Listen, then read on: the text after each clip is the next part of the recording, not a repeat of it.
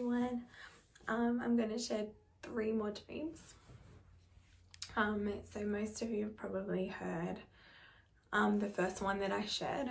So that one was on Christmas morning last year. So I just want to make this one a little bit shorter, that there is 3. So I'm just going to read them out. So these are all to do with Jesus coming back. So I've had sort of one a month the last 3 months, and then the initial one that I had was Christmas morning last year. So June the 27th this year. So we're sitting at a table. It was a really long table, and it was like a leaders meeting. So in the dream it was kind of represented to me as back when I used to do youth, and we had like different tribes, and it wasn't just youth leaders, it was other people that I know. So it was like people that I know from back in my childhood, from when I was in high school. There was people from the church that I go to now, which is the Gold Coast campus. There was people from other campuses that I used to go to. So we were all combined together, and we were all sitting at this huge long table, and most people were just like chattering, like normal dinner sort of banquet kind of vibes, like a wedding maybe. But it was obvious to me that it was supposed to be the leaders that God had chosen to prepare for him to come back, for Jesus to return. And the topic at the table, so I sat down and I was expecting the conversation to be about this. Like, this is the big thing that's coming soon. Like, why aren't people talking about this? Why aren't leaders in church talking about this? It's because they haven't asked, or God hasn't revealed it to them. But I was sitting at the table expecting that to be the tone of the conversation and the main thing that we were talking about. And I sat down and I was disappointed. I was kind of sad because I knew he was coming soon, but no one was talking about it whatsoever. They were just sort of chattering. And then sort of halfway through the night, this one guy actually did speak up, and he changed the conversation, the tone of the conversation, with like just a couple of people who were next to him. And that's what they were talking about. They were talking about Jesus coming back, but he sort of said it and the whole table overheard it. So it was meant to be spoken for everyone to hear and everyone else to change their tone of the conversations they were having. But most people just like looked and were like, and then just went back to their normal conversation. You know, if like someone sort of speaks up really loud and they kind of like, oh, what's he on about? It was like that. And it was like no one else was catching on. And yeah, I was like, I felt a little bit more uplifted that one other person was speaking about it. But there was heaps of people. There was like hundreds of people at this table. Like, it was huge.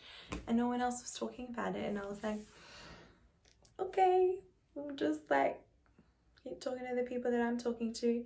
And then towards the end of the night, someone that I know that wasn't talking about it before started to talk about him coming back.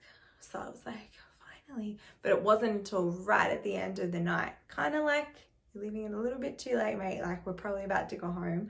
Like, that kind of late. And I was like, guys, we need to be talking about it now. Like, now is the time that we have. Yeah, so that was that dream. Then I've got one more,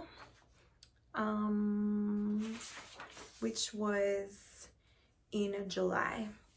So in the 17th of July this year, this one was probably the clearest that I had. I shared this one on Facebook. And this one was just before some of the smaller churches started to open back up after the first round of lockdown. So this was just sort of as that was about to happen that I was shown this. And I was shown a vision out the front of a property.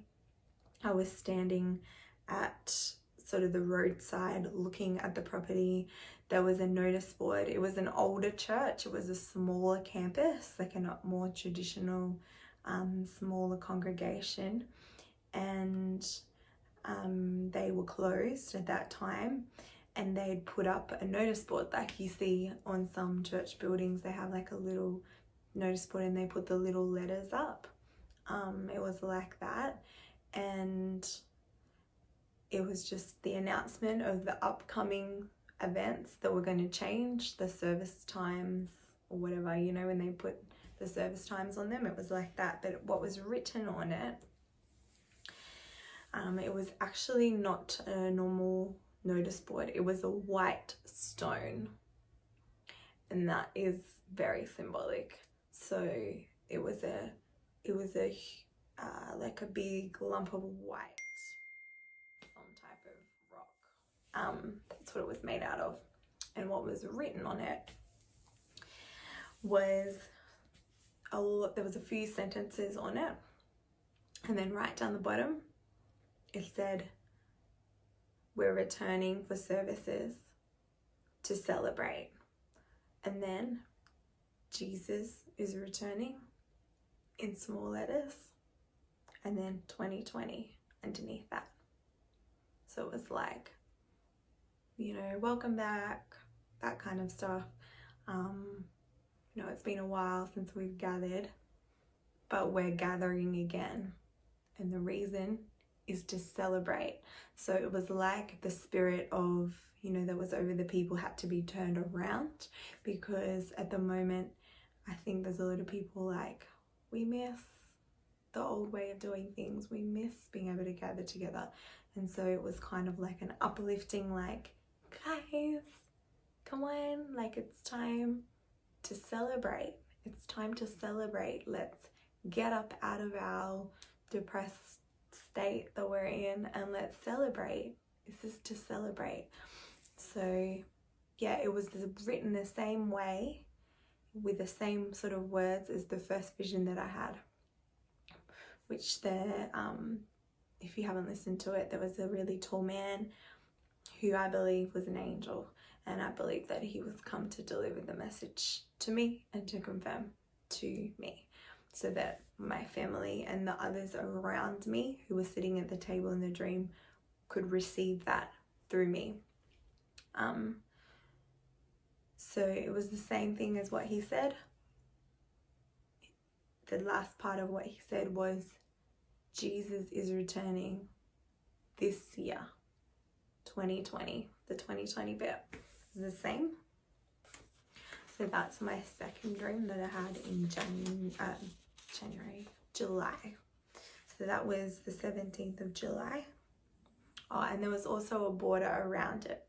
So the border around it was like, you know how you buy those paper bags from the news agency, green and yellow around the border. That was the color around the border, as if to be like, this is the news, because that's what you sell from the news agency newspapers. So it was the news. It was the only news that we should be listening to, that we should be concerned about, not what they're putting on their TV about coronavirus, blah, blah, blah. It was like, this is more important. This is what you need to be thinking about. And then the last one, which was on the 17th of this month, which was only a few days ago. I had a dream about a lot of people that I go to church with, it was a mixture of different campuses. And the night that we were gathered together, it was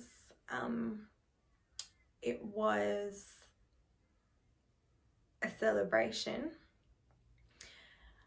And if you can kind of read between the lines, because most dreams are a little bit symbolic, everyone was asked to wear their formal dresses, their graduation dresses.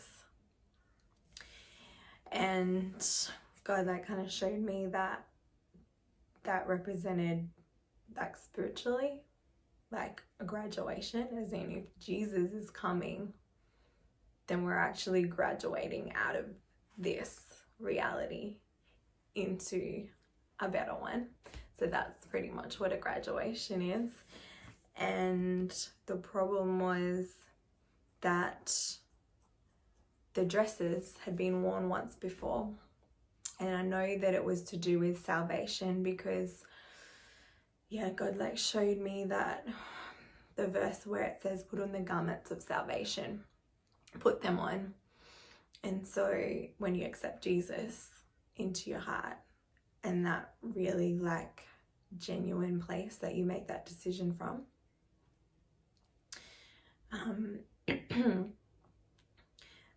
that's obviously a decision that you make, and you're readying yourself, you're preparing, and you're putting on like your spiritual clothing, which is the Holy Spirit. So that's really important with this one. But in this dream, unfortunately, there was quite a few people whose dresses didn't fit them. They didn't fit them anymore. And so I think what that's sort of saying is that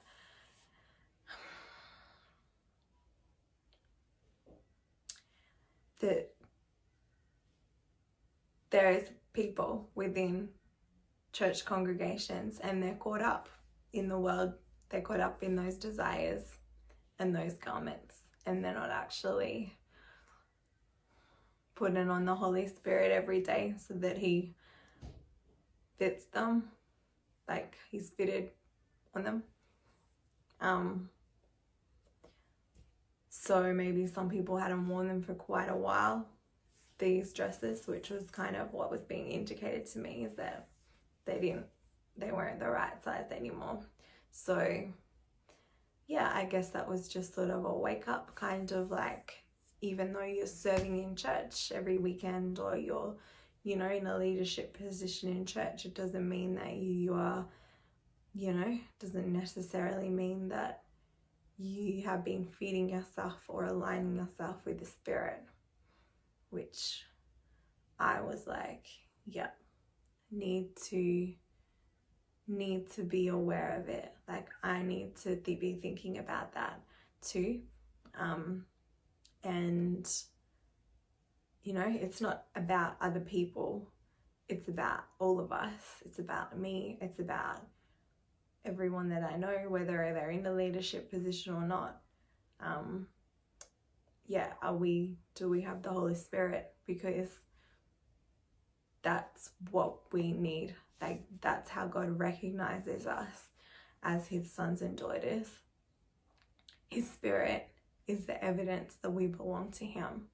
If we don't have his Spirit, then it's, yeah, how are we going to be identified as belonging to God? So that was, yeah, a bit of an eye-opener, that one. But I know it was pointing towards Jesus' return, because we were getting ready. We're getting ready for this event, this graduation event. And it was a big deal. Kind of like similar vibes to like when you have an end of year kind of celebration and everyone's there. All the campuses are there. Everyone all gathered together. So yeah, it was just a like, yep, come on everyone. Have you got the Holy Spirit with you? Have you got him on? Have you dressed yourself in his peace? Have you aligned yourself with him? Because that's something we have to do every day. I have to do it every day, to wake up and decide that I'm going to seek the Holy Spirit. I would just encourage you, as just one last thing, if that's not something that you're used to doing, is actually putting aside time to ask God about what's going on in the world.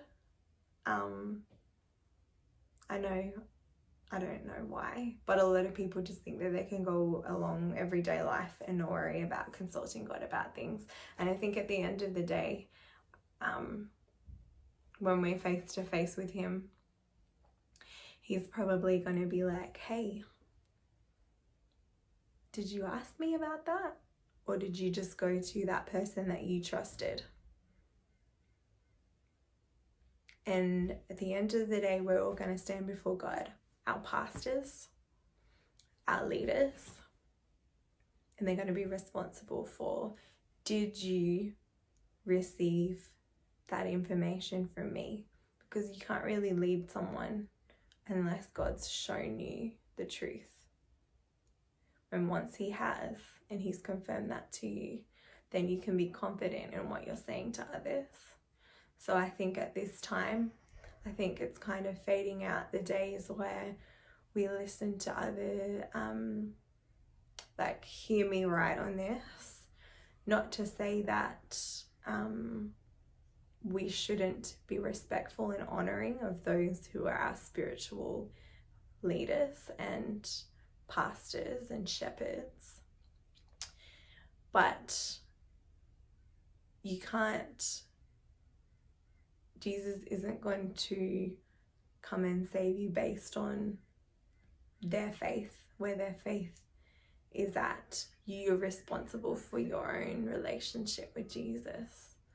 So I would just encourage everyone that if there's events and there's certain things that are going on, to say, for example, coronavirus, vaccines, all these things that circulate on social media, are we trusting somebody else to tell us whether that's right or wrong or truthful? Or are we going to God and humbly asking him and saying, God, I need you to show me, is this true? Can I trust this? And he will show you clearly his perspective in how he sees what's going on, because he knows exactly what's going on. Things can seem blurry to us in this realm, and we can think, oh, that person knows what they're talking about, I usually trust that person. But not necessarily in these times. These times we need to figure out where we're standing, and we're not just kind of we're not being protected as such from somebody else. Like, we have to stand on our own 2 feet and be real about where our faith is at. So yeah, I just want to encourage anyone who who is unsure about things that are going on and is uncertain about things, that they go to Jesus and that he can show them exactly where things are at and what's going on, and help to lead us through this time. Because if he's coming soon, then you can be sure that he's going to be telling you what's going on and making sure that no one's lost and no one's unaware or left in the dark. So yeah, that was what I wanted to share. So just those 3 dreams, and there is quite a lot more that I might share. Some of them are dreams that my family have had, but they're very eye-opening. So yeah, as I said, again, go and ask God for your own revelation. Do not trust in somebody else, that somebody else has told you. You can hear what I've got to say, but you can also go and ask God to receive what he wants to show you, because he's pouring his spirit out. He wants to show all of us. And I'm just making these videos to encourage you to ask him yourself and not to be dependent on some words that I've spoken, because that's what he's shown me. I know he's shown me it, and I know that it's true. So yeah, go and ask him and he will show you.